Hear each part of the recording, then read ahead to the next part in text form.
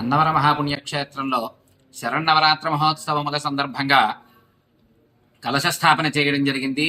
ప్రతిరోజు చండీ సప్తశతీ పారాయణ, నవాభరణార్చన, లింగార్చన, సూర్య నమస్కారములు, బాలా గాయత్రి జపములు, నవగ్రహ జపములు, మూల మహామంత్ర జపములు, కౌమారి, బాల, తర్వాత సువాసిని మొదలగు పూజలు ఉదయం పూట జరుగుతూ ఉంటాయి.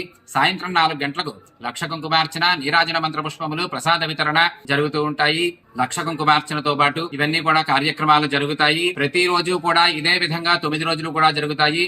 దుర్గాష్టమి రోజున చండీ హోమం జరుగుతుంది. విజయదశమి మహాపర్వదినం రోజున అక్టోబర్ 12వ తేదీ ఉదయం 11 గంటలకు మహాపూర్ణాహుతి నిర్వహిస్తారు. రాత్రి 7 గంటలకు గజవాహన సేవ జరిపి హైస్కూల్ ఆవరణలో శమీ పూజను నిర్వహిస్తారు. ఈ శమీ శమయతే పాపం శమీ శత్రు వినాశిని, ఈ శమీ పూజను ఎవరైతే ప్రత్యక్షంగా వీక్షిస్తారో వారందరికీ కూడా సర్వ పాపములు హరింపబడి శత్రునాశనము జరిగి సకల శుభములు కలుగుతాయని శాస్త్రవచనం.